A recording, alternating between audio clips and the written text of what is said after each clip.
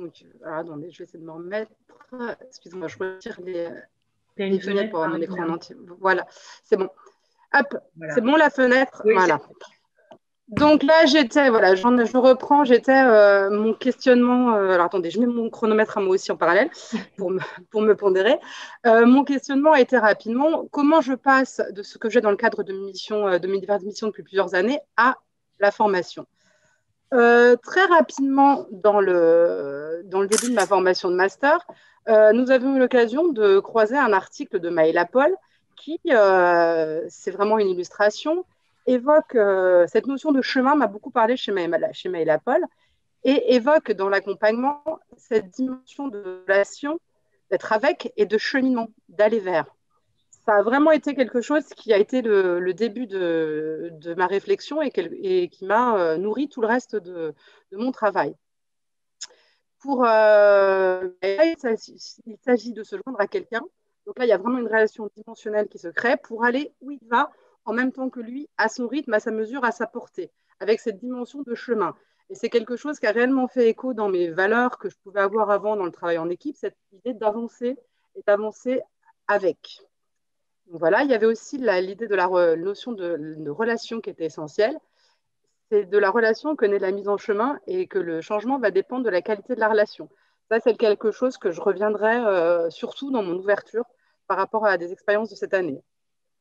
Ce qui m'a aussi parlé dans les travaux de Maëla Paul, c'est cette notion de compagnonnage, parce que dans un premier temps, du fait de mon lieu d'exercice où j'étais encore à l'IME, j'avais plutôt en face de moi des collègues et des pairs, que pour le coup, une vraie situation de rapport de formation.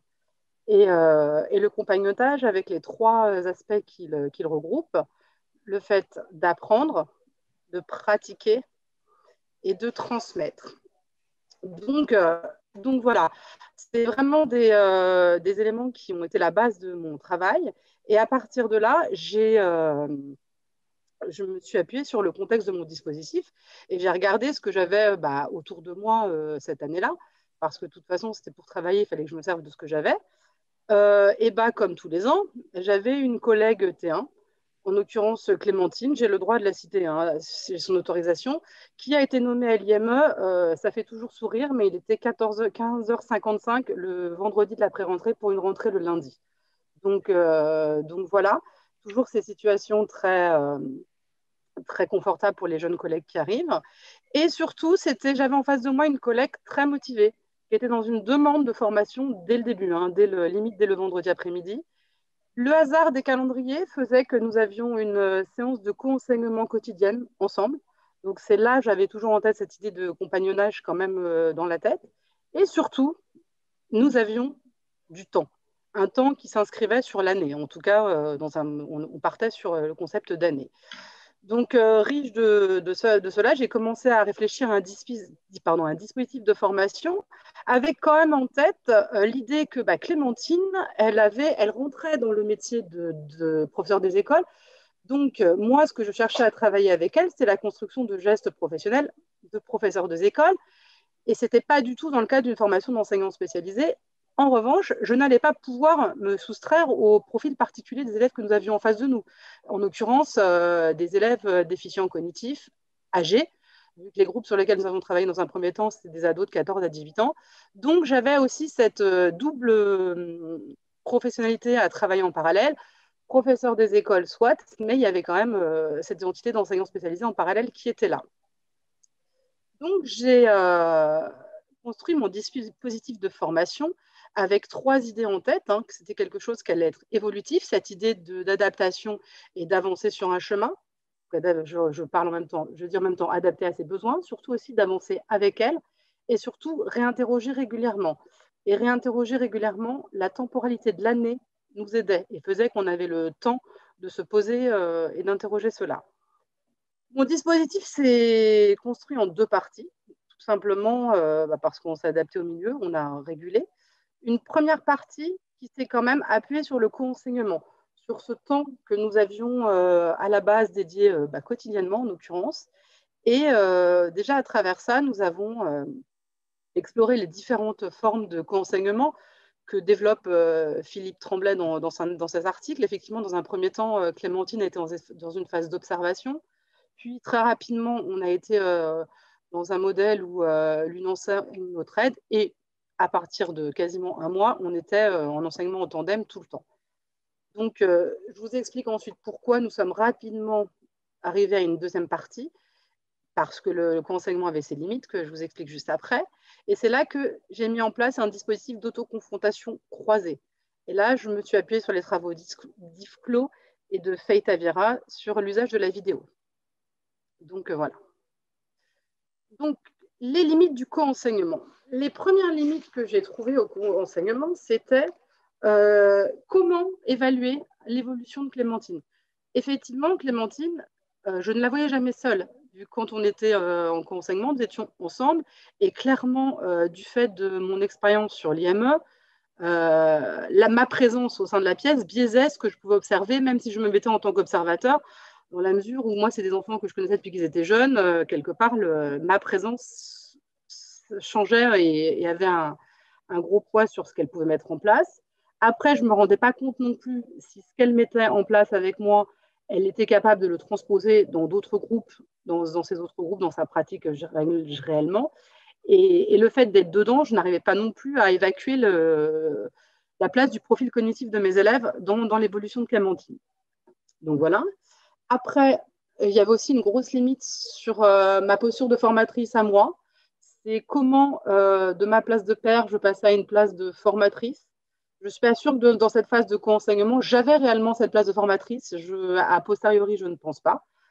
Donc voilà, j'ai clairement tiré des fils qui vont me servir après, mais je ne pense pas que j'avais une posture de formatrice. Et surtout, dans cette phase-là, nous avons eu vraiment du mal à installer un cadre qui permettait un retour réflexif. Alors là, vous allez me dire pourquoi, mais c'était surtout pour une question de quotidien. Le quotidien nous rattrapait rapidement. Quand on sortait de cette intervention, on passait directement à un autre groupe. Donc, on n'avait pas instauré ce temps-là.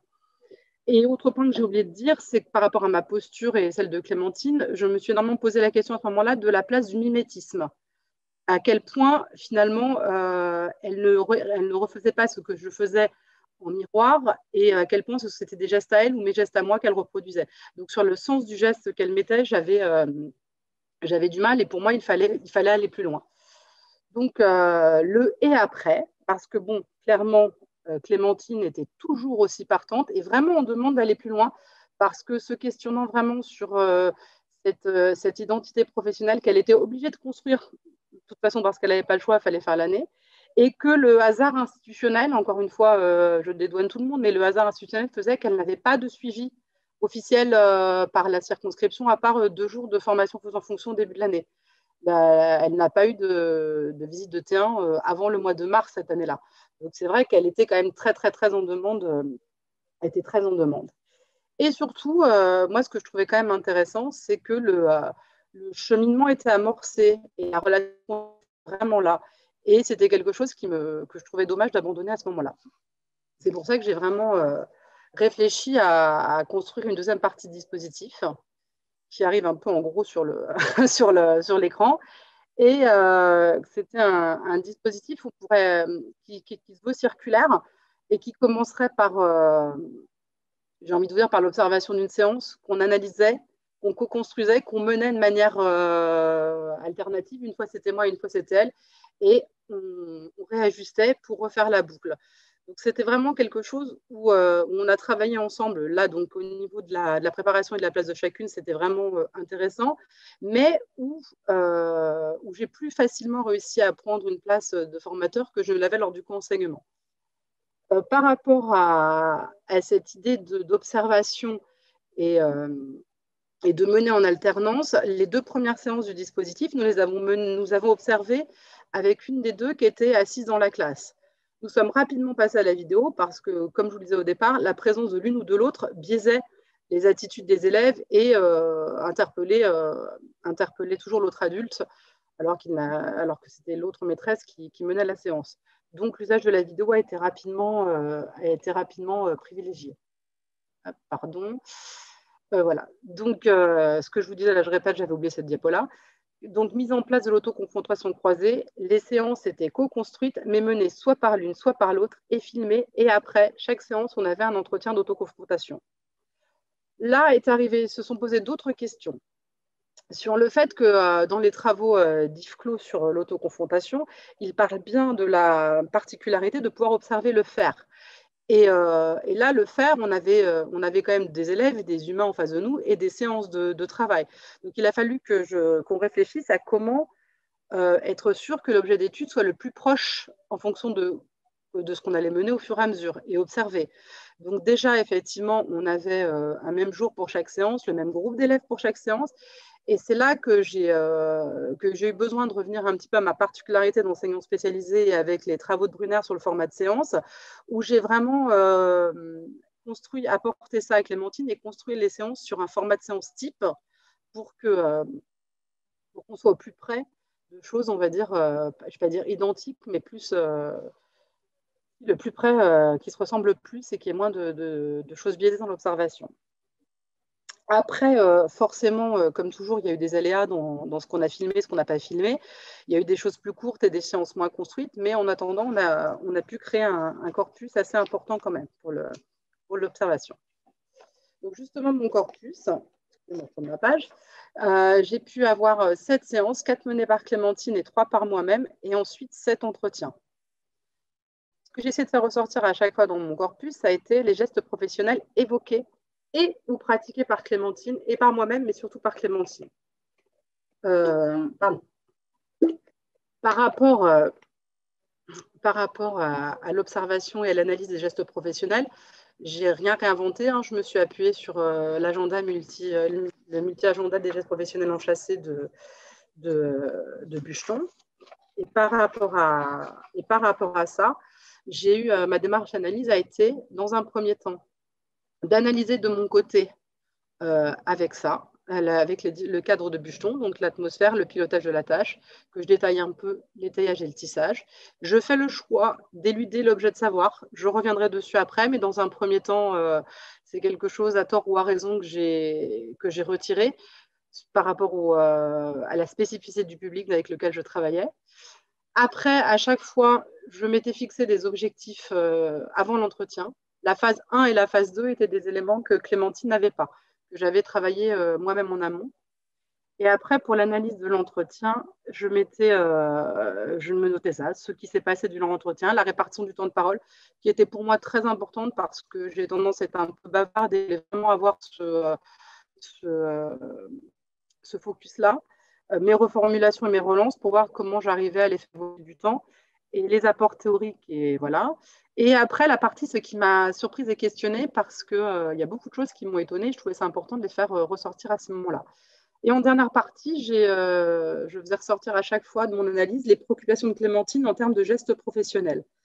Et par rapport à, là, pour le coup, à un petit travail de statistiques dans mes différents entretiens, j'ai établi ce schéma-là qui, effectivement, vous allez voir, j'enfonce un peu une porte ouverte, ce schéma-là sur la répartition des préoccupations de Clémentine en termes de gestes professionnels au fur et à mesure de ses entretiens.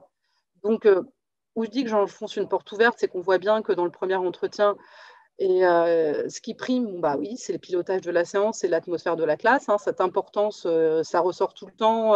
Ils sont sages avec toi, ils sont pas sages avec moi. Vraiment, cette importance de calme dans la séance. On voit bien qu'il y a des choses qui apparaissent au fur et à mesure, mais que ça reste toujours très déséquilibré avec une grosse importance du pilotage.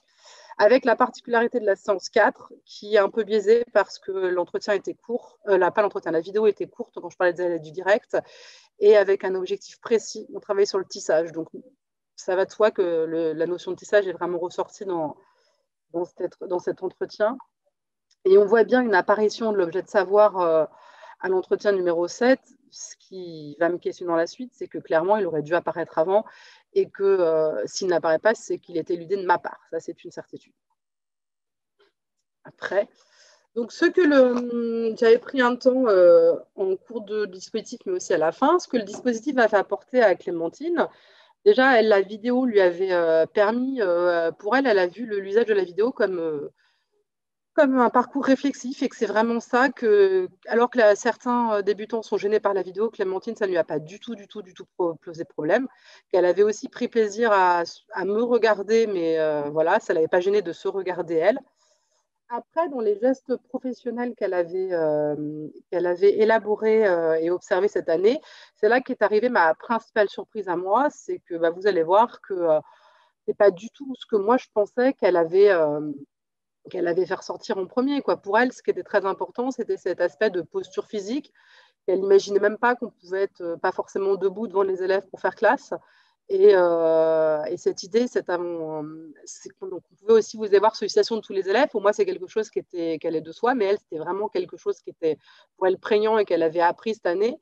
Et le fait qu'on pouvait se détacher de sa fiche de prep aussi, ça, c'est quelque chose, dans les premières vidéos, on voit bien, elle tient son papier et elle s'en démord pas et elle me dit, mais je ne savais pas qu'on pouvait faire ça. Donc ça, c'est vrai que c'est des choses qui, moi, m'ont étonnée, vu que c'est des gestes qu'on met en place tellement naturellement.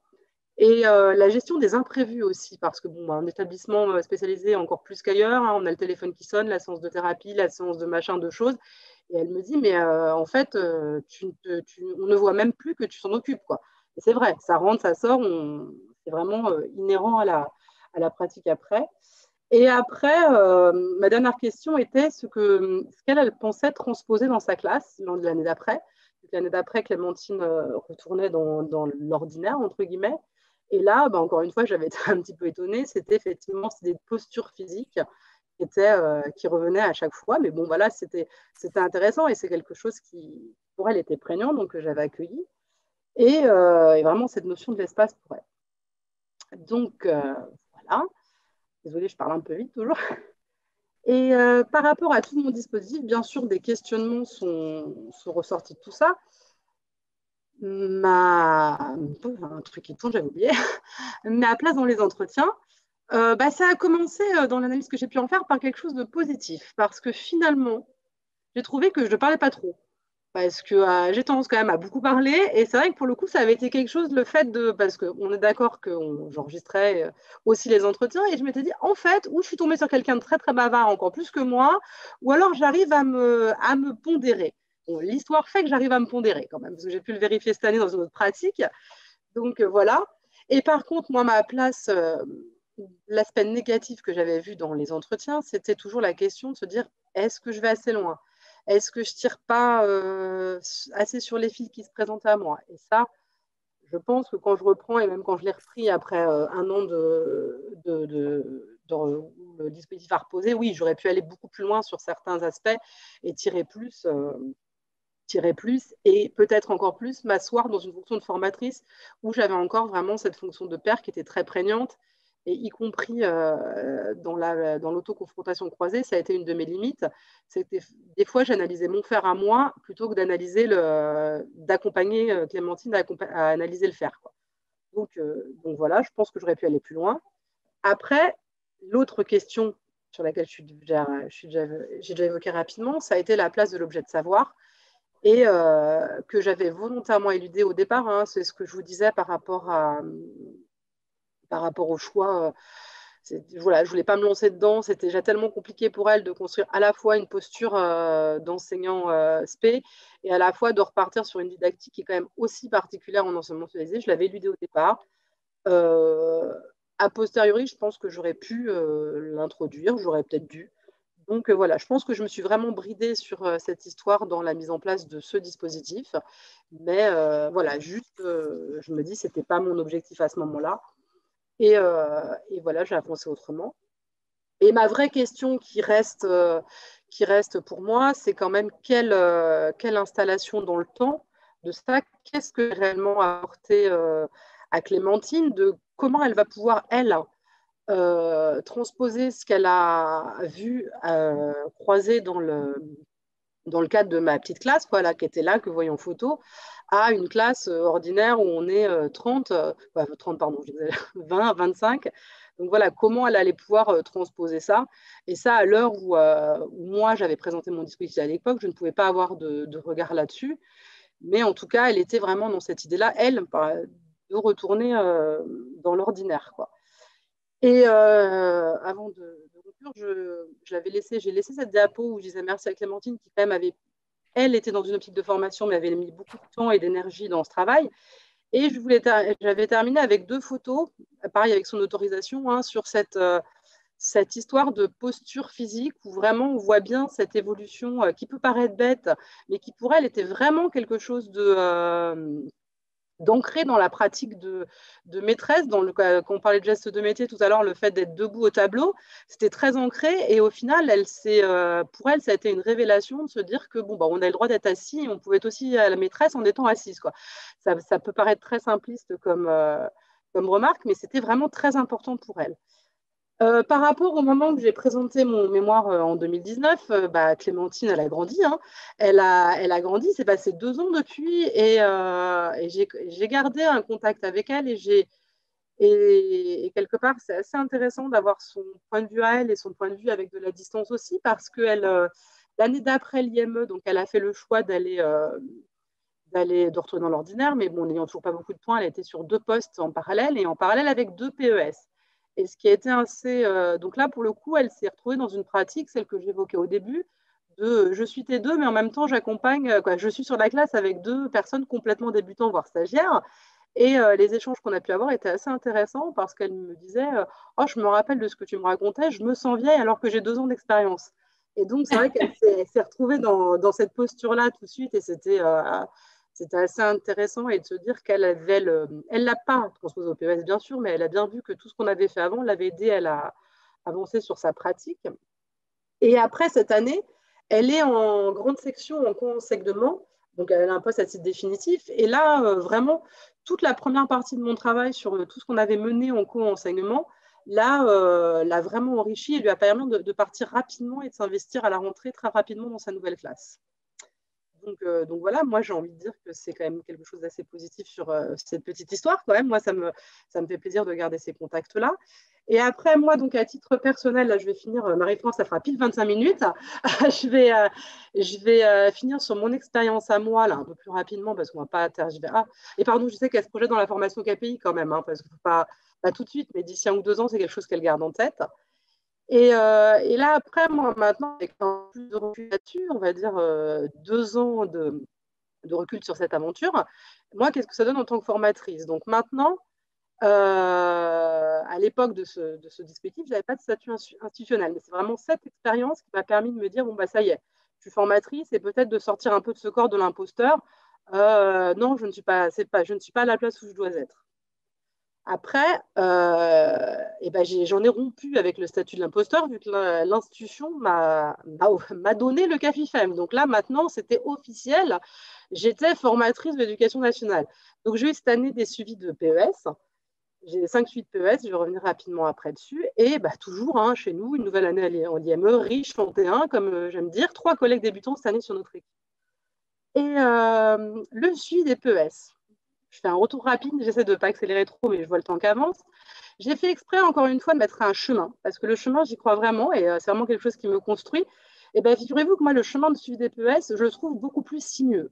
Sinueux pourquoi? Sinueux pourquoi? Parce que déjà, pour moi, bon, il y avait un cadre institutionnel. Là, maintenant, comme je vous dis, un cadre institutionnel qui fait qu'on est un peu enfermé dans notre chemin. Ces cinq séances, ces 5 fois que je les vois, c'est comme ça. Donc, c'est vrai que c'est institutionnel, c'est bien, mais ça enferme un peu plus que le suivi que j'avais pu mettre en place avec Clémentine. Et cette notion de temporalité où j'ai trouvé que j'avais moins le temps finalement, alors que maintenant ma fonction était installée et officielle. En 5 rencontres, on ne crée pas la même chose, on n'avance pas de la même manière que j'avais réussi à le faire sur un dispositif beaucoup plus long et beaucoup plus temporel avec Clémentine. Et j'ai découvert quelque chose dont je sous-estimais énormément la place de l'évaluation dans cet accompagnement. Effectivement, dans l'accompagnement que j'ai eu de Clémentine, il n'y avait pas de notion d'évaluation du tout. Là, les PES, il y a ça qui vient biaiser un peu, ou quelque part, je suis formateur, mais il y a un moment donné, je coche une case dans leur parcours. Donc, c'est vrai que c'est quelque chose qui a été qui a été vraiment nouveau pour moi. Donc, qui ne m'a pas forcément gênée, hein, parce que je ne pense pas avoir eu besoin de trop sanctionner, donc ça me va pour l'instant encore, mais voilà, ça a été une nouvelle question. Et pour conclure, l'accompagnement de mon équipe de cette année, 3 T1, comme je vous disais, sur 6, ça commence à faire pas mal hein, quand on est en établissement.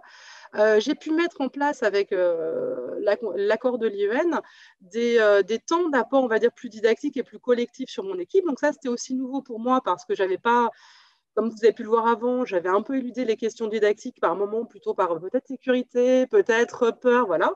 Donc là, j'ai vraiment pu me confronter à ça, c'était très intéressant. Mais par contre, je me suis confrontée à un nouveau problème, mon statut officiel de MF, qui fait que, pardon, mon statut officiel de MF au sein de l'équipe, et je me suis questionnée sur le fait si ce statut ne faisait pas peur à mes jeunes collègues, parce que elles étaient très interrogatives, TMF, moi l'année dernière, est-ce que tu fais pleurer tes stagiaires? Et donc beaucoup moins dans l'échange du fait que maintenant je sois MF. Donc c'est vrai que moi, ça m'a questionnée parce que j'étais beaucoup moins à l'aise dans l'accompagnement que j'aurais pu avoir de certaines personnes cette année que ça ne l'était avec Clémentine à l'époque. Donc voilà, je conclue un peu comme un cheveu sur la soupe. Mais moi, pour conclure à ma manière, je voulais aussi conclure que dans ma pratique professionnelle, moi, ça a vraiment été aussi un chemin. Et clairement, je vais finir la boucle, ça a été un chemin qui a été parsemé de rencontres. Et forcément, sur mon chemin, oui, moi, j'ai croisé Marie-France et Brigitte aussi. Et oui, j'ai pas trouvé le chemin qui faisait qu'on se rencontrait tous, parce qu'il aurait fallu que je fasse une petite vidéo que je n'ai pas fait. Mais voilà, c'est vraiment cette idée de. Je tiens à cette idée de chemin et d'avancer et de se dire que oui, ma Marie-France, quand même, ma Marie-France a été ma tutrice de mémoire, on peut deux. Donc ça nous ramène quand même à il y a 21 ans maintenant. Donc, et puis après, j'ai croisé Brigitte en CAPA. Et puis Brigitte et Marie-France en formation de formateur. Et puis on se croise dans d'autres expériences maintenant. Mais voilà, je voulais terminer à ma manière aussi cette petite présentation. Donc voilà, c'est tout pour moi. 26 minutes 08, Marie-France. Bravo, Marine. Merci beaucoup de ta présentation. De rien. Oui. Je retire l'écran. Ouais, peut-être comme ça. Ouais, quand même. Ce sera plus simple pour échanger. Alors peut-être on va proposer, si Corinne et Khadija, vous êtes d'accord, je ne vous vois pas. C'est peut-être comme on est en retard. Comme on est en retard. Ah ben vous êtes là toutes les deux. Bonjour. Bonjour. Voilà. Comme on est en retard, on va prendre peut-être 5-10 minutes pour discuter avec Marine. Et du coup, voilà, on va se redécaler un petit peu sur votre présentation. Hein. D'accord. Ça ne devrait pas poser de problème avec le couvre-feu. Ça va aller. Écoute, merci Marine, parce que vraiment c'était très très intéressant. Donc je ne sais pas s'il y a des collègues qui ont des questions tout de suite à poser.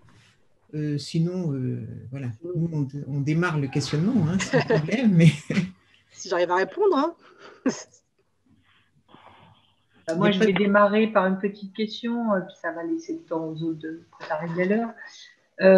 À un moment donné, tu as fait le listing des préoccupations j'ai oublié son prénom.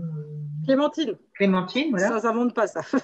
Et en disant que tu enfonçais un peu des portes ouvertes, mais bon, j'en suis pas si sûre. Est-ce que du coup, tu les retrouves maintenant dans ton suivi des PES? Est-ce que finalement, tu perçois une espèce de hiérarchisation des préoccupations inhérentes au statut de grand débutant? Complètement. Complètement. C'est quelque chose qui m'avait beaucoup surpris à l'époque de Clémentine, tout en me prenant à moitié, hein, vu qu'on a tous été débutants, on a tous eu besoin de tenir notre classe avant de se poser le temps de réfléchir, mais je le retrouve complètement cette année avec les PES, où clairement, pour eux, si la classe n'est pas tenue le jour où je viens, c'est pas bien, quoi. On pourra pas analyser autre chose tant que ce problème-là ne sera pas résolu. Et on est d'accord que c'est la place de l'objet de savoir. Et c'est là que pour moi, il est important maintenant parce qu'on sait très bien que toute cette gestion de la classe va aussi passer par la gestion de l'objet didactique et comment on avance dessus, quoi. Mais même on a beau l'expliquer, l'avancer, c'est très difficile à faire évoluer les stagiaires dessus. Mais c'est pour ça que je dis que c'est une porte ouverte parce que c'est vrai qu'on le sait.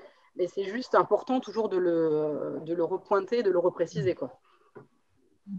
Mais c'est vrai que c'est vraiment intéressant cette analyse que tu as pu faire avec cette importance énorme. Hein, mais bon, c'est vrai qu'on le voit quand on analyse, quand on fait le travail sur les débutants, cette analyse vraiment, cette importance à la tenue de la classe. Alors moi, bien sûr, ce qui m'interpelle, mais je pense qu'on avait déjà dû en discuter, tu te souviens, voilà, oui. C'était vraiment la place très ténue et cette découverte petit à petit de l'objet d'enseignement. Voilà. Et la question... Pardon. Non, je dis qu'elle avait été vraiment, je l'avais vraiment éludée au départ parce que déjà dans un premier temps, ce que j'ai pas dit dans ma présentation, c'est que entre le groupe qu'on avait en co-enseignement et le groupe sur lequel on travaille en vidéo, c'est pas le même. Donc déjà on aurait eu changé d'objet de savoir en cours de tâche. Et comme clairement, les séances, c'était l'entrée dans la combinatoire. Et moi-même, avec mes 10 ans d'expérience, la phonologie chez les enfants déficients, j'ai toujours du mal un peu à aborder ça de manière très, on va dire, cartésienne. Donc, je l'avais un peu retiré en me disant, déjà, moi, je ne sais pas toujours comment l'expliquer, je ne vais pas non plus me lancer là-dedans et y aller, quoi. Mais maintenant, j'irai, parce qu'il y a déjà avancé sur d'autres choses aussi. Il y a quelqu'un qui lève la main. Ouais. J'avais une question, Marine, en fait. Vous nous dites qu'avec Clémentine, vous avez enregistré, et donc ça vous avait permis quand même de mettre une certaine distance. Vous n'étiez ni présente ni l'une ni l'autre. Et je me posais la question de savoir, puisque vous parliez de la relation de confiance et de l'effet maître, peut-être, sur les collègues de l'IME, est-ce que vous avez mis en place à nouveau des principes de vidéo pour pouvoir effectivement les accompagner, mais autrement en distance, et leur permettre d'être dans la classe? Non, on n'a pas pu. Alors, le permettre d'être dans la classe, on le fait systématiquement. C'est dans notre projet d'établissement parce que c'est maintenant une réalité de pratique qu'on a des débutants tous les ans. On rêverait d'avoir F6, KPSH ou KPI sur l'établissement, mais on ne l'est pas. Donc déjà, tous les ans, on met ces systèmes d'observation et de discussion après de gestes observés. On n'a pas pu remettre en place la vidéo parce que pour le coup, là, clairement, les personnes de cette année n'étaient pas du tout enclins, volontaires. Donc c'est ça, voilà, ça, ce que je n'ai pas réussi à analyser, c'est le pourquoi du comment on n'a pas pu le remettre en place. Ça, j'ai pas pu. Je vous posais la question parce que j'y ai été confrontée cette année. Je suis formatrice sur le KPI. Il y a les visites du premier semestre, on a dû les faire en distanciel. Ce qui fait qu'on a proposé à nos étudiants KPI de se filmer. Et on a fait des entretiens a posteriori. Au début, j'y étais extrêmement réticente. Et alors, a posteriori, après avoir mené tous mes entretiens, j'y ai vu aussi beaucoup d'effets positifs. Et effectivement, le fait que je ne sois pas en présence et que finalement, au bout d'un moment, la caméra est oubliée et qu'il y a plein de choses que je ne voyais pas ou que je ne pouvais pas voir là parce que j'étais présente. Donc, c'est pour ça que je vous posais la question. Et c'est une certitude, alors là, pour le coup, c'est une certitude avec des élèves déficients où l'effet supplémentaire dans notre quotidien forcément biaise l'observation, c'est certain, parce qu'on est d'accord que la tondeuse déjà qui passe dans le jardin, ça nous déconcentre. Alors quelqu'un qui est assis au fond de la classe, c'est vraiment impressionnant. Et c'est vrai que la vidéo, moi j'ai eu le cas aussi parce que j'ai quand même une collègue en formation KPI cette année sur mon établissement et elle a été amenée à le faire plusieurs fois. Et de fait, on l'a fait aussi entre nous deux, mais pour le coup avec ma collègue en formation KPI, donc elle n'est pas tout à fait dans la même démarche que les débutantes de cette année. Et c'est vrai que la vidéo, moi je m'en faisais toute une montagne sur le fait que les gamins allaient se regarder dans la vidéo. Non, en fait, au bout d'une minute, c'est une habitude, une fois qu'elle est posée, ils la regardent plus et c'est fini, quoi. Et peut-être plus, c'est même pas peut-être, c'est sûr plus qu'un adulte dans la classe qui est là à observer, quoi. C'est certain. Oui, mais je pense que ça a des effets positifs. Moi, du coup, je suis en train de me dire que l'année prochaine, sur 3 visites, il y en a peut-être une qui restera en distanciel parce que j'y ai vu des effets positifs dans l'après-coup, finalement. Mais, ça, c'est le distanciel. On va y trouver quelques effets positifs quand même, à force. Un petit peu. Un petit peu, on va essayer. Merci, Marine. De rien. Mais moi, l'effet, quand je fais une parenthèse, l'effet distanciel, je t'en avais déjà parlé, Brigitte. Moi, j'ai même trouvé quelques points positifs avec certains élèves en situation de visio, en fait, des enfants avec lesquels on aurait imaginé jamais ne pouvoir mener une visio. Et moi, je me rappelle d'une petite fille trisomique que je ne comprends pas, voire très très peu en présentiel. Et sur la visio, dis donc, on se comprenait parce que d'autres choses n'étaient pas possibles et elle exacerbait sans doute son articulation ou quelque chose. Et je tire des fils positifs quand même de ça, quoi. Donc on avance un petit peu. Il faut trouver les points positifs.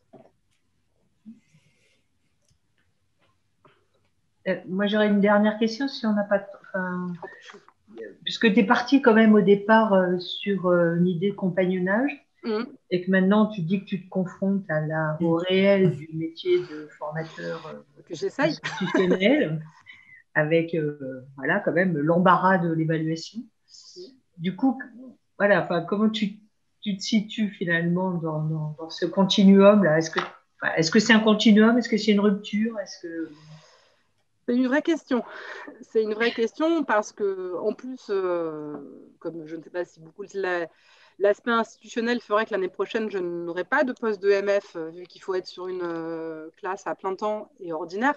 Donc, pour le coup, pour moi, c'est cette réflexion de MF à l'année prochaine, déjà, la réflexion est faite pour moi. Mais clairement, je m'y suis plus retrouvée dans cet accompagnement en compagnonnage que dans un suivi de PES. Mais ça ne t'étonne pas si je te dis ça, quoi. Non, Mais, mais vraiment, parce que je garde quand même toujours en tête cette idée de l'école inclusive et de la formation et de l'accompagnement à l'école inclusive et que quand je vois mes stagiaires cette année, oui, je les ai accompagnés au niveau didactique, mais je les ai aussi accompagnés au niveau de l'accueil d'un enfant en situation de handicap, sans PPS, sans AESH, sans reconnaissance des parents. Donc ça, j'ai trouvé ça très, très intéressant dans cette posture-là, d'avoir le double regard, que je ne pourrais pas avoir l'année prochaine, mais c'est pas grave, je l'aurai autrement. Mais là-dessus, je suis assez confiante sur l'avenir de l'école inclusive. Espérons-le aussi. Et Marine, parce que tu ne reprends pas de poste de MF, hein. Je ne peux pas reprendre de poste de MF, pour le coup, parce qu'avec la nouvelle mouture, au niveau du Val d'Oise en tout cas, il va y avoir un montage, je n'ai pas tous les détails, hein, mais en tout cas, clairement, il y aura des M2 en alternance sur les classes, donc les MF, il faut qu'ils aient une classe dans l'ordinaire. On ne va pas mettre un M2 en alternance sur ma classe, dans l'IME, ce que je peux entendre, hein, pour le coup, complètement. Donc, pour l'instant, la réflexion ne se pose pas pour l'année prochaine en cette manière-là, dans cette question-là. Mais du coup, tu restes sur l'IME?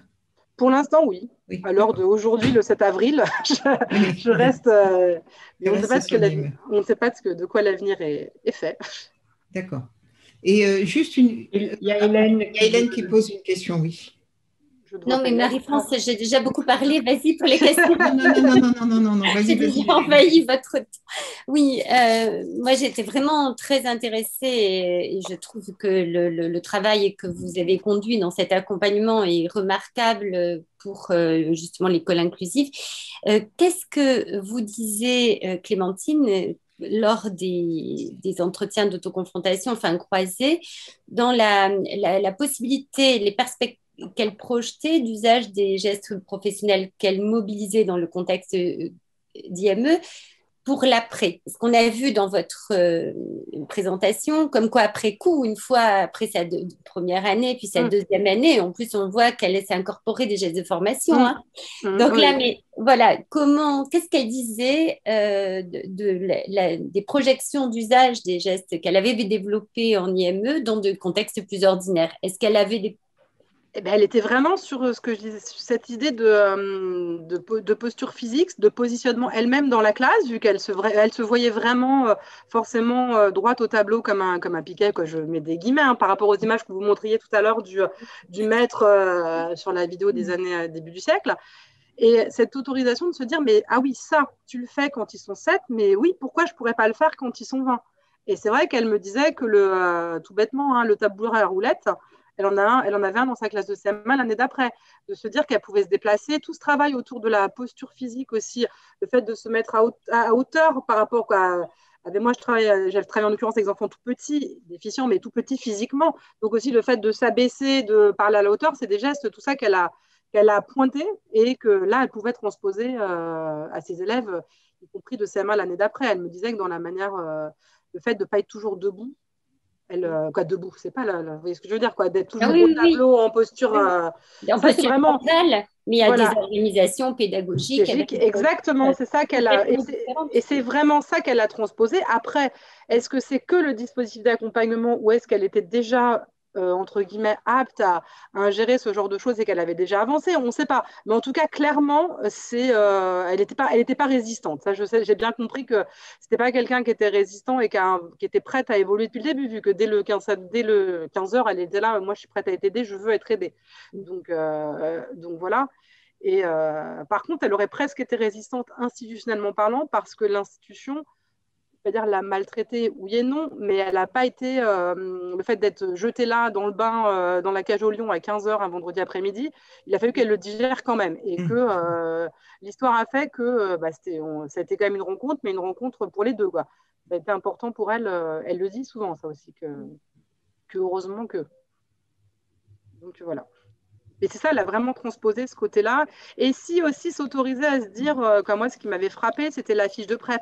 Mais ça, je le revois complètement chez mes PES cette année. Hein. C'est le nez collé comme ça, j'en suis là. Ce pilotage très fermé, elle l'avait pas, quoi. Elle l'avait pas en fait. Pour elle, c'était important et c'était nécessaire. Alors, je lui ai dit qu'après, il y avait des choses, on pouvait. Donc, ça, elle l'a transposé aussi. Et ça va vite, hein. Rapidement, on s'en détache quand même une fois qu'on…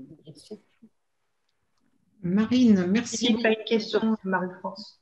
Je te coupe, Hein? ça fait 2 fois que je te coupe. Hein. Ah oui, non, non, non, non, c'est pas grave, vas-y, parce que j'allais donner la parole à Corinne et Khadija, comme on va arriver à 16h15. Ah oui. Philippe, avant.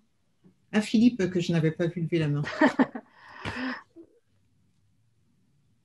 Oui, c'est plus un à propos, un prolongement plutôt qu'une question. C'était pour rebondir sur un propos et une image que vous nous avez montré. Vous nous avez dit que le chemin, l'image du chemin était présente dans plusieurs de vos diapositives. Donc, Madame Bishop, je vous construire, elle comprend pourquoi. Oui. Et vous avez parlé de Maëlle Lapoule. Et justement, je trouvais intéressant sur un point, vous nous avez parlé que le chemin était tortueux et que maintenant, il n'y avait que 5 visites. Et finalement, en reprenant par analogie un chemin de montagne, il y a aussi des virages. Et ce que l'on fait, eh bien, on a des pauses où on met un cairn. Eh bien, ça peut être finalement profiter de ces 5 visites comme 5 cairns pour montrer le chemin. Donc, on revient sur l'origine de Pédagogos. Mais ce qui m'intéresse avec Maëlle Paul, vous nous avez dit tout à l'heure, cette justement côte à côte, elle précise, même pour aller plus loin, le but d'être formateur, elle parle plus d'accompagnant. Hein. C'est plutôt Jo qui parle de formateur. Elle, en tant qu'accompagnant, elle dit la difficulté, c'est de ne pas être devant. Ça veut dire justement créer un mimétisme, comme vous l'avez dit, sens du geste qu'elle faisait par mimétisme par rapport au mien. C'est être capable au départ d'être à côté et, j'allais dire, donner la main. Et la main, finalement, petit à petit, c'est l'accompagnant qui va ralentir le pas pour permettre au sujet d'aller un peu plus vite. Et finalement, c'est le sujet qui, à un moment donné, lâche la main. Et c'est pas l'accompagnant qui lâche la main. Et là, on est à nouveau sur le principe de l'émancipation, comme pourrait en parler Mérieux aussi, que je trouve intéressant à travers votre chemin et ces cinq pauses. C'est vrai, tout à fait. Ouais. Merci Philippe. Et un petit clin d'œil aussi, Philippe, dans ce qui a été présenté tout à l'heure par Hélène et qu'on retrouve aussi chez Marine, c'est cette évolution historique du geste. Hein. Voilà. Puisque Philippe est en train de travailler justement là-dessus. Je trouve ça vraiment très, très intéressant. On va peut-être donner la parole. Plus personne ne lève la main. Non. Donc, Corinne et Khadija, voilà. Hein.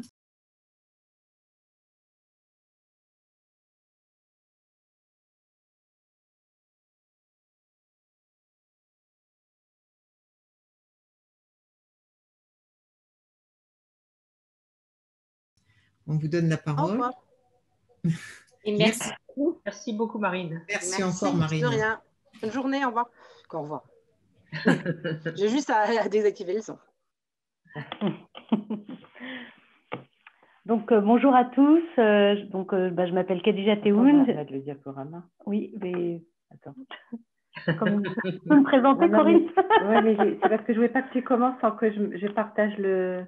Bon, en tout cas, voilà, je finis ma phrase. Je m'appelle Khadija Tehoun. Excuse-moi. Parce que là, j'ai problème technique. C'est partager l'écran, là. Ah oui, pardon. Oui, c'est ça. Ah, du coup, hop.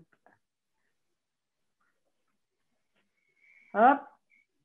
On y arrive.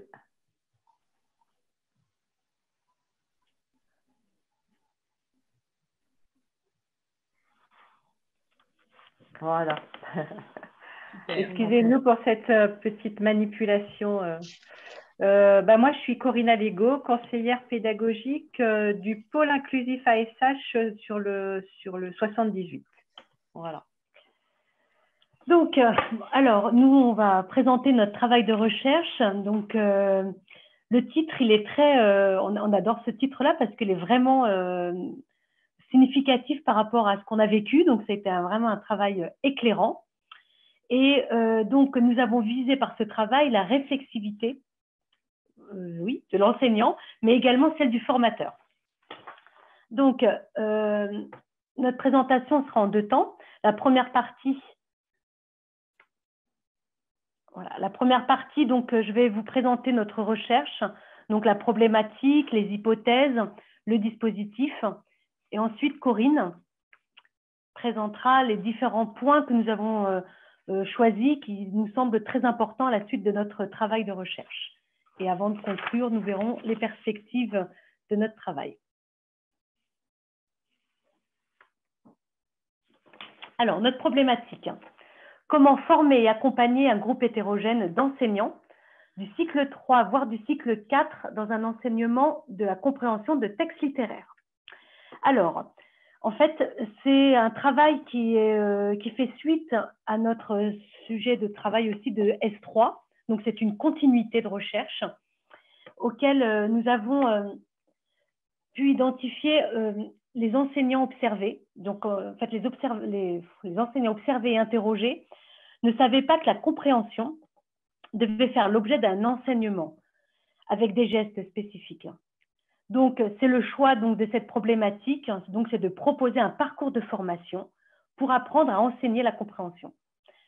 Donc, le public, en lien avec nos lieux d'exercice, donc en ASH, d'où le cycle 4, donc c'était des enseignants de SECPA. Et moi, donc, à l'époque, j'étais en circonscription. Et donc, on a mélangé, donc, d'où le groupe hétérogène, les enseignants. On avait à la fois des enseignants, donc des contractuels, des T1, des enseignants spécialisés, des contractuels, on a des spécialisés et aussi un formateur. Voilà. Donc, nos hypothèses de recherche. Donc, nous avons souhaité montrer que la compréhension doit faire l'objet d'un enseignement, que la mise en œuvre d'une démarche de lecture pas à pas permettait à des enseignants d'acquérir des gestes spécifiques à la compréhension. L'hétérogénéité des enseignants participants favorise une co-construction des savoirs. Également, mettre l'enseignant en situation de vivre une lecture pas à pas l'aide à identifier de façon précise les difficultés rencontrées par certains élèves et ajuster son action. Un accompagnement approprié du formateur aide à une analyse réflexive des pratiques. Donc, notre dispositif de recherche a été sous forme hybride, donc de 9 heures. Donc, c'était en 2018-2019, donc on n'était pas encore sous les plans de formation, plan maths, plan français. Donc là, on a proposé un plan de formation où il y avait 6 heures en présentiel et 3 heures en distanciel. 3 temps forts. Donc, le premier temps fort, c'est la conférence autour de la compréhension, donc, qui a été présentée par Marie-France Bishop. Et ensuite, 2 animations pédagogiques ont suivi. Une semaine sépare la conférence et l'animation pédagogique pour éviter toute perdition des connaissances, des apports, et pour garder une dynamique de formation. La première animation pédagogique, elle avait pour objectif de faire vivre une lecture pas à pas et aussi co-construire un canevas de lecture pas à pas qu'ils devront ensuite mettre en œuvre dans leur classe. Et la seconde animation pédagogique était un retour d'expérience. Entre les 2 animations pédagogiques, notre objectif aussi et notre souhait était d'aller visiter des enseignants pour aller voir la mise en œuvre des canevas qui ont été co-construits. 5 enseignants ont bien voulu ouvrir leur classe. Et donc, on a pu filmer et analyser. Alors, pour observer dans les classes, nous avons utilisé, c'est le thème d'aujourd'hui, la grille, les gestes et postures de Dominique Bucheton et de Yves Soulet.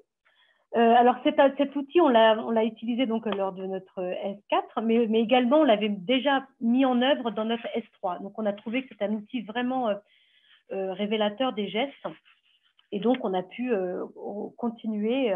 Et ce qui en est sorti, c'est que nous avons pu remarquer des très bons gestes de tissage, d'étayage et de pilotage. Mais ce qui faisait vraiment davantage plus défaut, c'était plus des interactions entre élèves, ce qui ne permettait pas de construire toute la construction du sens autour du texte entre eux. Voilà, la plupart des échanges étaient surtout avec l'enseignant. Autre outil que nous avons utilisé donc, aussi dans le thème, c'était la vidéo. Alors cette fois-ci, on a utilisé une vidéo donc 3D qui nous a vraiment permis d'enregistrer les échanges entre pairs, donc entre enseignants. Donc c'est nous qui avons formé les groupes pour vraiment qu'il y ait une hétérogénéité. Et ça a été vraiment très intéressant par rapport à, surtout pour nos analyses. Voilà. Ensuite, par rapport à notre dispositif, on a identifié des passages à risque. Et nous avons mis en conséquence des outils facilitateurs. Le tout premier passage à risque était donc la conférence, avant la conférence. Et donc, on a mis en place un questionnaire pour déjà ajuster la conférence au mieux, au plus près de leurs besoins, et également mettre en projet le public. Autre passage à risque, c'était après l'animation pédagogique. Donc, on a mis en place un outil numérique qui est le Padlet, qui leur a permis donc aux enseignants de retrouver toutes les ressources, que ce soit la conférence ou les apports de l'animation, et leur permettre également de partager et d'échanger. Et pendant un autre outil, oui, voilà, c'est ça, le questionnaire. Donc, on a prévu aussi un questionnaire pour leur permettre de faire un retour réflexif. Donc, pas uniquement, donc c'est tous les enseignants qui participaient à cette animation. Et nous, ça a été un outil très intéressant pour faire une analyse et ainsi ajuster notre deuxième animation pédagogique.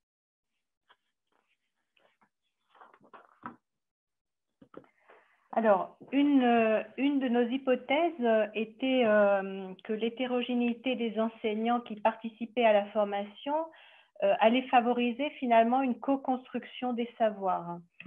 Donc, au bout de cette recherche, on peut vraiment valider cette hypothèse sur le fait que on a été vraiment témoin d'échanges riches, d'échanges constructifs. On le voit là sur la diapositive, sur les remarques et les réflexions des enseignants. Ça leur permet de voir que finalement, la compréhension de lecture, ce n'est pas quelque chose qui est linéaire et que finalement, le lecteur, il est actif dans cette construction d'une compréhension de texte. Donc ça a été vraiment intéressant pour nous.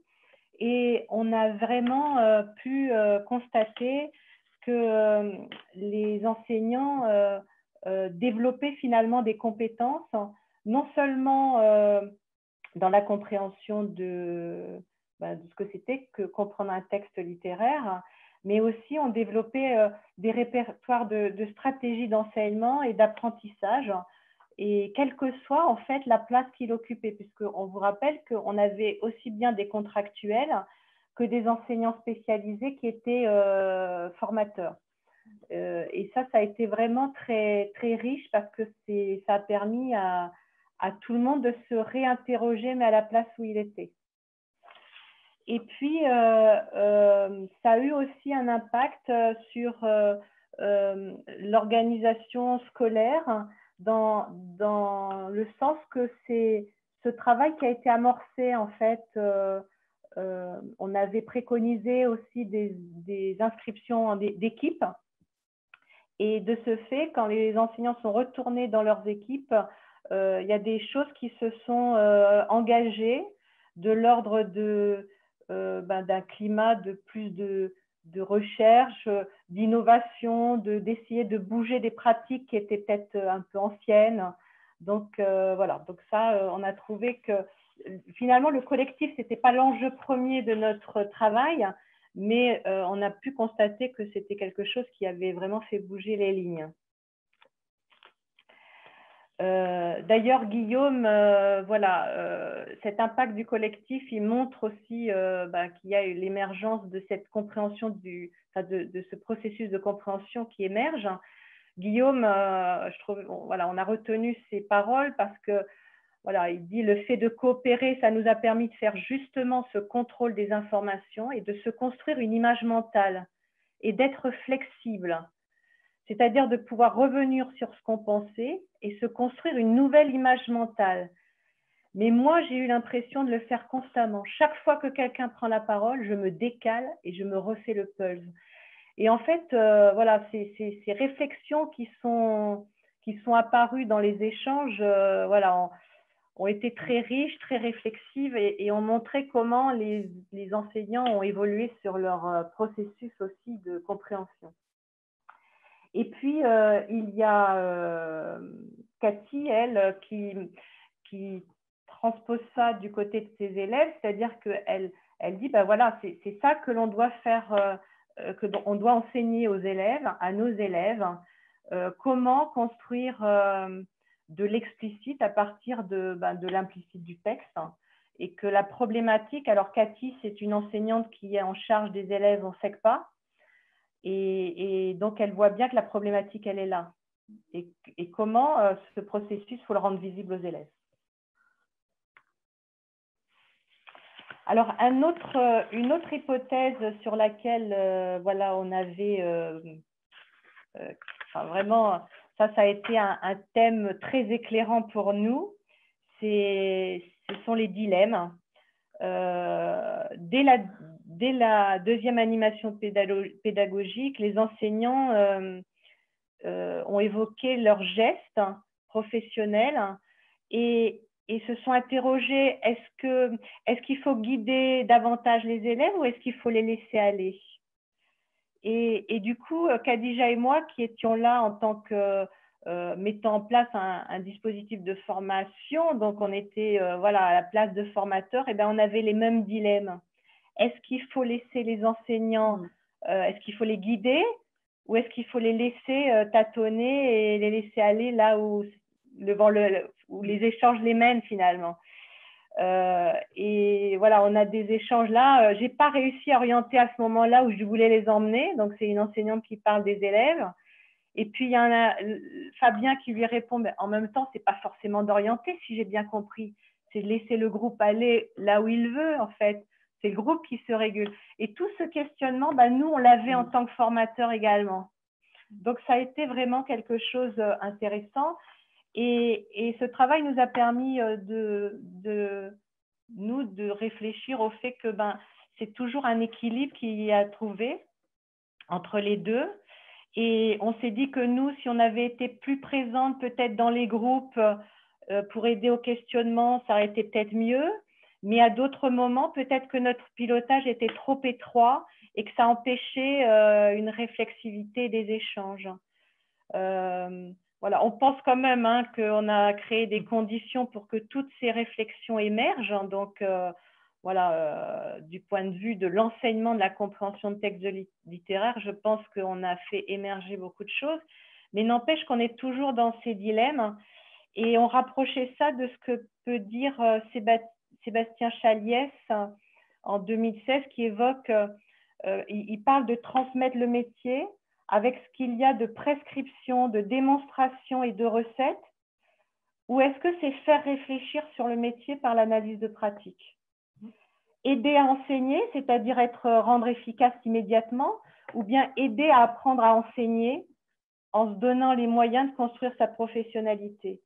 Et finalement, ces dilemmes qui étaient présents chez les enseignants, chez nous, ils ont toujours été en tension et je crois qu'ils sont toujours en tension chez les formateurs. Et moi, quand je vais accompagner mes enseignants ou quand je suis dans ma posture de formateur, je suis toujours en train de me dire, bon, alors, qu'est-ce que je fais là? J'y vais pas, voilà. Et je trouve que c'est aussi ça qui fait la richesse de notre métier. Alors, notre dernière hypothèse, c'était d'accompagner et de viser la réflexivité des enseignants. Donc, quand on voit ce que nous disent les enseignants, c'est la première fois que je réfléchis sur ce que je fais en classe. C'est en pratiquant que j'ai changé, je lâche un peu ma préparation. Voilà, on peut faire du lien et articuler avec ce qu'a dit Marine précédemment sur l'enseignant qui est proche de sa préparation. Alors, évidemment, c'est un point d'appui, en fait. Il faut formaliser, mais après, il faut aussi savoir lâcher prise. Donc, voilà. Et on a proposé des questionnaires qui mettaient aussi un peu à distance les enseignants. Voilà, parce que je pense qu'il faut aussi, pour pouvoir décoller du faire, il faut aussi avoir un peu de distance. Voilà, on pense que voilà, on a réussi à mettre nos enseignants dans cette posture-là. Et puis, de notre côté, voilà, on a remarqué que les enseignants, ils butaient sur 2 obstacles. Le premier, c'était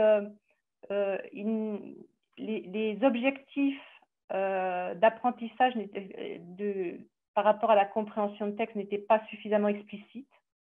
Voilà. C'est-à-dire, aucun enseignant n'a dit à ses élèves « Aujourd'hui, nous allons apprendre à comprendre un texte ». Voilà. Et puis, le deuxième écueil, c'est que quand on a été les observer et quand on a échangé, c'était du côté des traces, c'est-à-dire les traces qui étaient laissées de ce travail de compréhension de texte ne permettaient pas de rendre visibles les processus, les liens de causalité, tout le cheminement qui s'était passé avec les élèves. Et du coup, nous, en tant que formateurs, hop, on a rebondi, on s'est dit, mais nous, quand on a fait vivre la lecture pas à pas aux enseignants, quelles ont été nos traces? Et puis, est-ce qu'on a été explicite sur nos objectifs? Du coup, ça nous a aussi réinterrogés sur nos propres gestes professionnels. Et effectivement, je pense que notre trace n'était pas suffisamment explicite, justement. Et on a du coup voilà, proposé cet outil-là, le Visibiléo. Alors, le texte d'Angèle, c'était celui sur lequel on avait engagé les enseignants à travailler pour un scénario de lecture pas à pas. Et en fait, ce Visibiléo, ce n'était pas une trace finale, mais c'était plutôt leur permettre de penser un Visibiléo, c'est-à-dire une trace, réfléchir au nœud de compréhension du texte, aux liens de causalité, parce que si on n'a pas ce travail-là en amont de la séance, si on ne l'a pas pensé en amont, on sera très réduit ou on sera très en difficulté quand on sera dans la situation pour accompagner les élèves sur cette trace, sur leur trace finalement. Voilà, donc on se disait qu'une trace réfléchie en amont nous rendait plus libre et plus à même de proposer une trace explicite à la fin de l'apprentissage. Donc voilà. Et puis voilà, pour terminer, alors non pas pour terminer, mais on voulait quand même dire que ce tableau-là a été très éclairant pour nous formateurs dans l'analyse de nos propres gestes professionnels. Alors, c'est l'utilisation d'une grille qui a été élaborée et réfléchie avec Marie-France Bishop et l'équipe de Sergi Pontoise. Et elle nous a aidé vraiment à mettre du sens dans nos gestes professionnels pendant tout ce dispositif et cet accompagnement des enseignants. Donc, ça a été très, très riche. Et puis, y a un autre point qui nous a été aussi quelque chose, voilà, quand on disait que le titre était éclairant pour nous, mais oui, les gestes sont-ils transmissibles?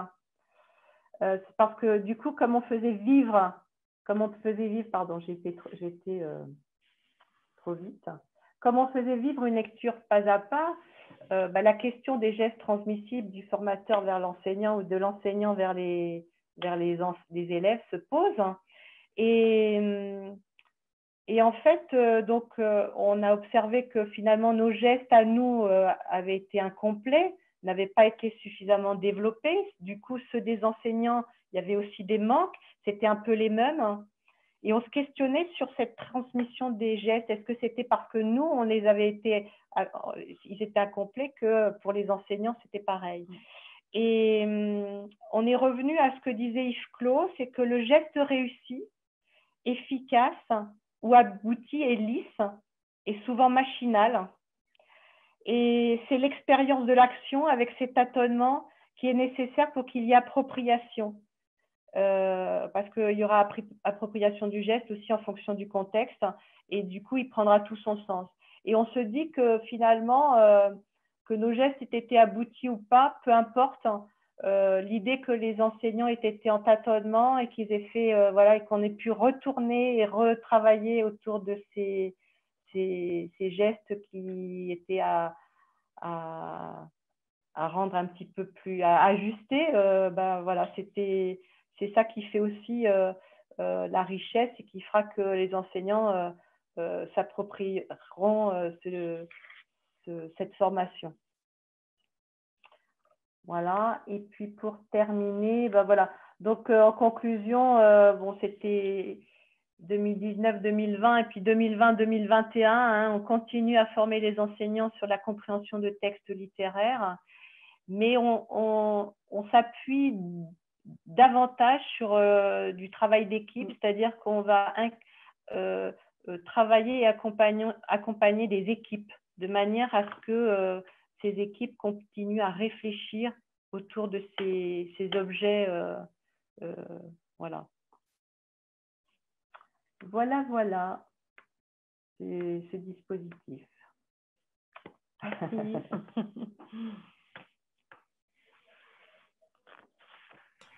Voilà, je mets ça. Merci. Merci beaucoup Corinne et Khadija, hein, vraiment pour cette présentation. Alors, il y a sans doute, est-ce que vous pouvez, si vous arrêtez éventuellement de partager, comme ça on voit les mains. Ah voilà, s'il y a des mains qui se lèvent. Alors je suis désolée parce que là je vois dans la conversation qu'il y a des collègues qui sont restés bloqués en salle d'attente, mais nous on n'a pas du tout la main en fait. On a la main sur rien du tout. Et voilà, donc je ne sais pas, peut-être qu'il y a des questions. Moi, j'en ai 10 000, bien sûr, vous vous en doutez. Au secours. Non, mais non. Moi, j'en ai aussi, mais pas 10 000. Pas 10 000. Bon, j'en ai juste 1 000. Mais je ne sais pas s'il y a des mains des collègues qui veulent démarrer, sinon… Parce que, voilà, il y a beaucoup de choses intéressantes. Hein, il y a beaucoup de choses intéressantes, ne serait-ce que sur votre dernière question, parce que Yves-Claude dit aussi que finalement, le geste, lui, n'est pas transmissible.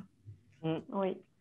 Et ça me fait aussi penser, vous savez, au travail, enfin, j'en parle quelquefois, mais le travail de Rancière hein, sur le maître ignorant, c'est intéressant parce que ce n'est pas la connaissance du maître qui fait que forcément l'objet transmis va être… Et c'est vrai que le fait d'avoir mené une lecture pas à pas auprès d'enseignants alors contractuels, enfin très, très hétérogènes, en fait, quand on a été visité dans les classes, ce qu'ont fait les enseignants, c'était essayer de calquer finalement ce qu'on avait fait.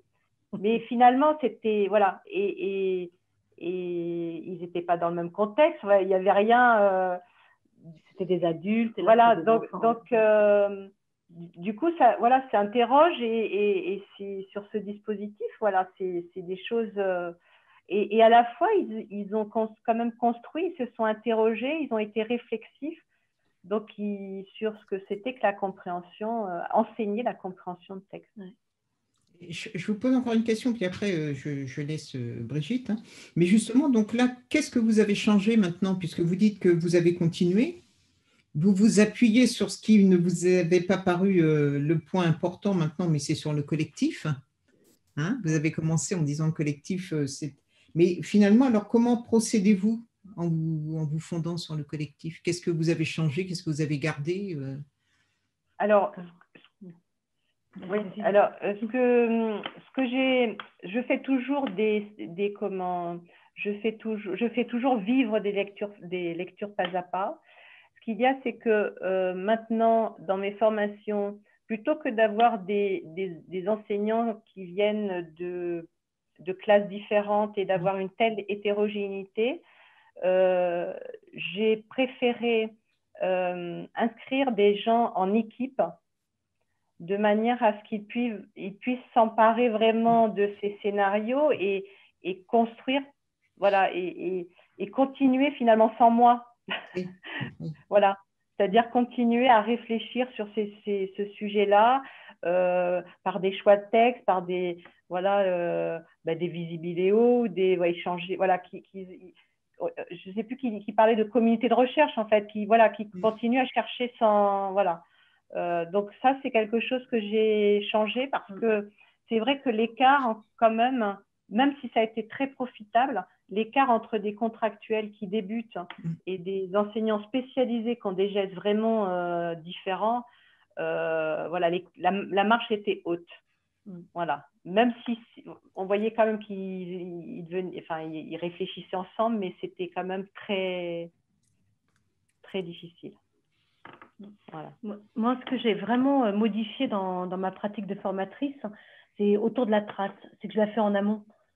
Alors que là, au moment de la formation, on l'a fait en direct et c'était un peu, voilà, comme ça venait.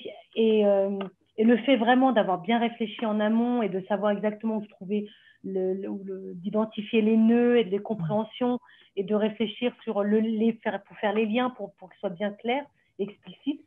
Maintenant, c'est automatique, c'est avant. Je réfléchis ça avant pour ne pas être dépourvu au moment de l'apport des réponses des personnes, quoi. D'ailleurs, cette trace, moi, je trouve qu'elle m'a fait quand même... voilà, elle a été quand même un gros morceau dans ce travail de compréhension parce que, voilà, on est allé vers le visibiléo et chaque fois qu'on allait dans une classe, en fait, on avait des traces qui étaient très linéaires. Ouais. Et les liens entre les éléments de causalité n'apparaissaient jamais. Il y avait juste des indices qui étaient posés, et souvent quelquefois en colonne, comme ça, les unes à côté des autres. Et du coup, on a beaucoup travaillé sur la trace, que je continue à faire, mais la trace aussi, maintenant, quand ça doit être maintenant, je suis déformée, c'est-à-dire que peu importe la discipline, peu importe l'enseignant chez qui je vais, je suis très, très attentive aux traces et ce qu'elles révèlent, en fait, du processus d'apprentissage. Et du coup, c'est quelque chose que je questionne beaucoup quand je suis avec les enseignants. Moi, je voudrais revenir, j'ai été vraiment intéressée, d'ailleurs comme Hélène, je vois, sur le parallèle que vous faites entre les dilemmes des enseignants et les dilemmes des formateurs, et en particulier sur le geste justement d'animer une communauté apprenante. Et comment est-ce qu'on arrive à lâcher un peu l'objet de savoir qu'on vise et les amener à co-construire, et en même temps, bon, ils ne co-construisent pas sur rien, donc c'est tout un équilibre à tenir. Et donc, comment est-ce qu'on développe ce geste-là chez les enseignants? C'est-à-dire, voilà, arriver, puisque vous pointiez que ça, c'était quelque chose qu'ils avaient du mal à mettre en place, les interactions entre élèves, et qu'il restait quand même le maître d'œuvre de l'interaction qui leur était destiné essentiellement. Donc, je sais pas, est-ce que maintenant vous avez avancé sur cette... Moi, alors, c'est pas simplement sur sur cette expérience, mais dans les visites et l'accompagnement des enseignants que je fais, en fait, je pense que cet équilibre et ce dilemme, parce qu'à un moment donné, il faut faire un choix. L'enseignant doit faire un choix. Et voilà, et comme le formateur doit faire un choix. Et je crois qu'il faut en fait tout le temps le relier à l'objet d'apprentissage, l'objet du savoir en fait. Si les dilemmes, voilà, si c'est trop large, ça veut dire que je pense que l'objet du savoir n'est pas suffisamment cerné. Du coup, on n'a plus de, voilà, on peut aller dans n'importe quel sens. Et je crois que c'est ça qui aide. Et moi, en tant que formateur, c'est pareil. Donc, ça veut dire que quand je prépare une formation, c'est tout ce que je vais avoir formalisé avant. C'est ça qui va me permettre, à un moment donné, de faire le choix. Alors, quelquefois, je fais le mauvais, hein, mais de faire le choix. Voilà, en fait. Ça veut dire que j'ai peut-être pas bien cerné l'objet ou alors les besoins, en fait. Parce que tout est lié, en fait. Il y a les besoins des stagiaires, des enseignants, il y a le savoir et puis il y a moi. Donc voilà, si c'est pas bien cerné, c'est là où je sais plus où je vais, quoi. Et pareil pour les enseignants, me semble-t-il. Les recentrer sur l'objectif d'apprentissage, ouais. C'est peut-être un élément pour qu'ils puissent faire un vrai dilemme, quoi. Donc, quand ils sont face à un dilemme, de faire le choix. Mais c'est vrai que la notion de geste d'animation, je ne sais pas si elle existe d'ailleurs chez des auteurs, mais c'est aussi un geste professionnel particulier et qui, je pense, est assez peu travaillé, que ce soit dans le travail de formateur ou d'enseignant. C'est important. Oui, c'est... Hélène? Je partage ton point de vue, c'est crucial. Et je trouve qu'il est intéressant, enfin, de schématiser les relations entre qui et qui, comment la parole est distribuée. Et quelquefois, la parole, par exemple, il y a des enseignants ou des formateurs qui reprennent, mais qui font le porte-voix. Et en fait, ils ont un rôle de relance et de partage de la parole, et non pas de récupération de la parole.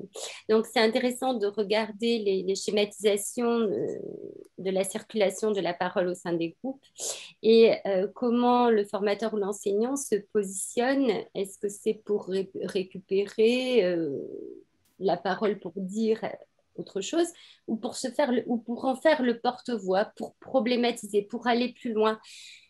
Ça renvoie dans les hommages qui ont été faits tout à l'heure. C'est comment le formateur permet de mieux comprendre à chacun et au groupe ce qu'il est en train de dire, et permet aussi d'ouvrir de nouvelles pistes ou d'ouvrir une régulation. Donc, mais là, les qualités d'animation, les qualités relationnelles que cela suppose. Juste dans l'échange. Moi, je souhaiterais revenir sur la puissance des dispositifs expérientiels. Je disais pour la transmission, ce n'est pas tellement dans une transmission aveugle de gestes professionnels, mais pour la compréhension, parce que même les formés sont touchés en tant que lecteurs. Là, ils vivent une situation de lecture pas à pas en tant que lecteurs pour se projeter dans la situation aussi de mise en œuvre, mais ils sont touchés, eux, en tant que lecteurs. Et cette réception du geste dans l'expérience vécue va les marquer. Et elle a une grande puissance réflexive, et notamment si c'est, comme vous le disiez, commenté, explicité, quand celui qui fait vivre aussi explicite ce qu'il fait en le faisant vivre. Et donc là, il y a une lecture plus signifiante, une identification des gestes, et donc leur appropriation et leur transfert, après, en pouvant être tout à fait transformés, adaptés aux contextes différents de leur classe. Juste pour...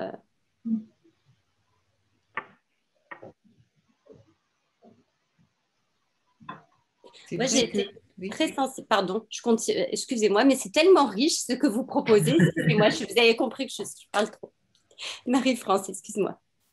Non, mais pour repartir aussi sur ce que vous proposez, c'est vrai que voilà, ces deux dispositifs, Pas à Pas et Visibiléo, on les avait proposés justement comme étant des dispositifs un petit peu mis en abîme, c'est-à-dire que, c'était des outils de formation parce que c'était également des outils pour la classe. Et donc, c'est en les testant en formation, justement, donc ce qu'ont fait Khadija et Corinne, accompagnées par Caroline, eh bien, c'est justement ça qui permet d'aboutir à une réflexion. Mais moi, j'avais une question aussi à vous poser, c'était sur les gestes, parce que vous avez répertorié, donc vous avez utilisé la modélisation de Bucheton, et alors, je devrais m'en souvenir, mais du coup, je ne me souviens plus si dans votre mémoire, vous étiez arrivé à répertorier des gestes spécifiques à l'objet enseigné. C'est-à-dire, est-ce que vous aviez dans votre classement, vous nous avez montré très très vite votre grille, est-ce qu'il y avait des gestes qui étaient spécifiques à la compréhension, à l'enseignement de la compréhension dans ce que vous aviez répertorié? Je ne me souviens plus, parce que c'est une vraie question, ça rejoint les questions, voilà, je tourne vers Hélène, mais qui ont été posées tout à l'heure, notamment par Véronique. Et c'est vrai que c'est une question importante malgré tout. Par exemple, voilà, le geste d'animation dont parle Brigitte, est-ce que ce geste d'animation, il est exactement identique, quelle que soit la discipline ou l'objet de discipline auquel il s'applique? Voilà, ça c'est une... une vraie question. Hein. Oui, c'est une vraie question. Hein, C'était votre tableau, je crois, mais auquel. Et le tableau qu'il y avait dans votre diaporama. Oui. Mais c'est pas grave, hein, c'est une question un peu rhétorique. Hein, c'est pas. Vous m'écrirez. Alors, je pense que c'est le tableau. Si vous retrouvez notre mémoire, c'est en page 41. Ah, voilà. Donc, des gestes orientés vers l'apprenant avec les gestes professionnels et les intentions, c'est ça? Oui, et comme les intentions sont particulières selon le contexte disciplinaire, on peut supposer que les gestes vont bouger également avec les intentions, enfin, certains gestes. Oui, alors là, on avait ce qu'on avait vraiment vu, c'était par rapport à l'explicitation. Hein, c'est quelque chose qui était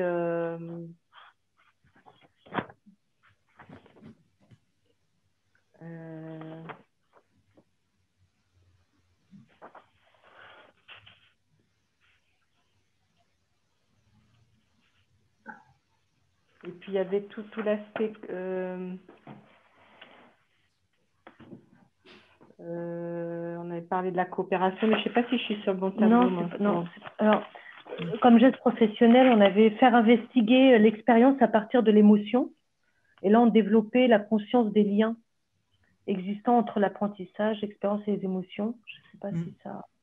Non, mais vous embêtez pas. Hein. De toute façon, j'ai votre mémoire, donc je retournerai voilà, jeter un œil. Mais c'était vraiment une question comme ça qui m'est venue justement en vous écoutant voilà, et tout au cours de la discussion. Il y a Philippe qui a levé la main.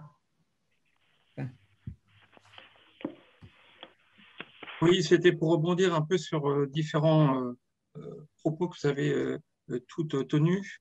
Et en reprenant simplement le titre du départ, la première diapositive, puisque vous nous avez dit qu'elle vous avait été forte par rapport au titre, un travail éclairant à la recherche du travail réflexif. Alors, je vais me permettre, à nouveau par analogie, dire que finalement, il y a une organisation institutionnelle réflexive faite par le formateur, par vous, et j'allais dire, c'est le compteur électrique. Alors, je ne vais pas dire le compteur Linky, sinon ça va avoir peut-être une notion négative, mais le compteur électrique, ça veut dire l'entrée de la lumière dans une pièce, dans une maison ou dans une salle de classe. Et finalement, dedans, ce sont des outils d'accompagnant, mais qui vont accompagner en sécurité pour le sujet, donc pour l'enseignant. Et finalement, il y a le praticien réflexif, qui lui, finalement, il a le bouton pour allumer la lumière. C'est lui qui décide d'allumer la lumière ou pas à un moment donné. Et Mérieux parle de le courage d'un commencement. Et j'aime bien cette phrase-là parce que c'est lui qui, à un moment donné, décide d'être réflexif. On peut lui mettre toutes les choses. Et à travers ça, il y a Lacan, donc là plus dans un autre domaine, qui explique la distinction, la disjonction de l'œil et du regard. Alors, on ne va pas rentrer dedans, mais ça me permet de rebondir sur un quatrième point, sur justement les outils d'accompagnement. On a la RPP, vous l'avez fait vous pendant peut-être le master FFE ou un autre master. Il y a l'entretien d'explicitation, vous nous en avez parlé il y a quelques instants, qui permet à la personne finalement, tout en douceur, de réfléchir à ce qu'il a fait, pourquoi il l'a fait, qu'est-ce qui s'est joué, etc., etc. Et il y a l'autoconfrontation avec la vidéo. Ça va lui permettre finalement d'avoir confiance en ses pairs pour peut-être avoir confiance en lui, en sa pratique, donc finalement avoir plus envie d'être réflexif puisque quelque part, il sait qu'il est dans une certaine zone sans trop de danger. Ou en tout cas, il est capable d'assumer ses gestes avec sa singularité. Par contre, dedans, à chaque fois quand on voit des PowerPoint, quand on voit des vidéos de formation, on voit toujours l'enseignant. Et j'avais déjà proposé à Mme Bishop lors d'une réunion, moi, il y a quelque chose qui m'interpelle. On parle toujours de formation d'enseignants qui sont avec des élèves, quel que soit leur âge. Hein. Ça peut être de la maternelle jusqu'au Master 2. Et finalement, on ne voit jamais les apprenants. Et moi, je proposerais quelque part une idée, une hypothèse, et si on s'amusait à changer le focus de la caméra. Au lieu que la caméra filme la pièce avec l'enseignant qui est en action, mais ce n'est pas évident à se regarder. Et finalement, on ne voit pas ce qu'on fait.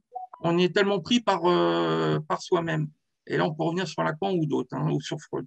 Simplement dedans, la caméra, je propose, c'est avec une GoPro, finalement, la voir ici. C'est discret, les élèves, au bout de 10 secondes, ne la voient plus.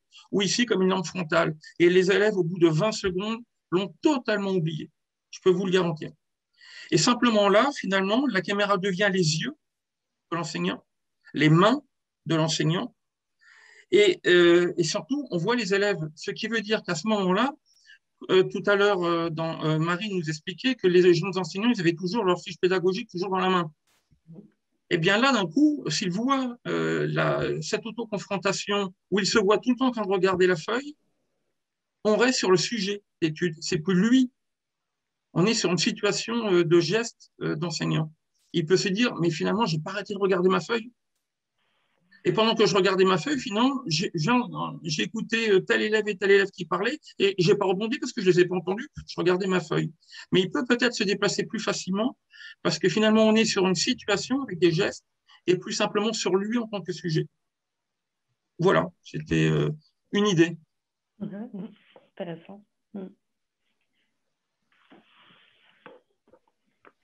On va arriver à la fin de l'atelier. Est-ce que d'autres remarques, d'autres questions peut-être, des retours par rapport à ce qui a été présenté? Je vois une main qui se lève. Et donc, on lui donne la parole.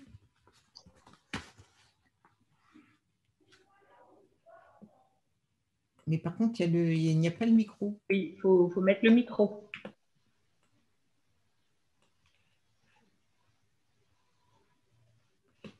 Alors, bonjour, j'ai eu des petits problèmes avec mon ordinateur. Et là, j'arrive pas à débloquer ma caméra. Ah, ça y est. Bon. Alors, bonjour tout d'abord. Voilà. Puis, voilà, mention spéciale pour Marie-France et Brigitte Cosnard, dont voilà, j'ai été l'heureuse étudiante l'année dernière en Master 2. Et donc là, il y a une question que je me posais par rapport en fait aux deux interventions qui se sont suivies dans l'atelier et par rapport au fait que le geste professionnel n'est pas transmissible, que selon la perspective de Clos, le geste professionnel n'est pas transmissible. Mais justement, est-ce que, par exemple, un dispositif comme l'auto-confrontation croisée ne permet pas, non pas de transmettre un geste qui n'est pas transmissible, mais de mettre en relief, en tout cas, la spécificité des gestes professionnels qui sont engagés. Parce que là, Marie-France, vous disiez quels étaient les gestes spécifiques, enfin, quels étaient les gestes professionnels spécifiques à l'enseignement de la compréhension. Et moi, cette année, j'ai travaillé sur le débat interprétatif. Et en fait, on voit bien qu'il faut que dans le travail réflexif des enseignants, il faut qu'il y ait en tout cas une appropriation, au moins une dénomination ou une prise de conscience de la spécificité des gestes qui sont en jeu, en fait, dans ce type d'apprentissage. Alors, oui, je ne sais pas qui vous posez la question, mais oui, vous avez tout à fait. À vous toutes, en fait. À tout le monde, voilà. Oui, mais je pense que, voilà, s'ils ne sont pas transmissibles, ils sont éducables. Voilà. C'est-à-dire, voilà, on peut éduquer aux gestes, mais vous avez tout à fait raison, à condition d'en proposer quand même, de les définir et surtout de les rendre conscients, parce que sinon, les collègues ne font que répéter ce qu'ils ont vu. On a bien vu avec les images tout à l'heure, ils ne font que répéter un ensemble de gestes. Ils n'ont pas l'intention du geste. Et le geste sans intention, finalement, on a du mal à se l'approprier. Alors que là, si on veut l'appropriation d'un geste, d'où l'intérêt des dispositifs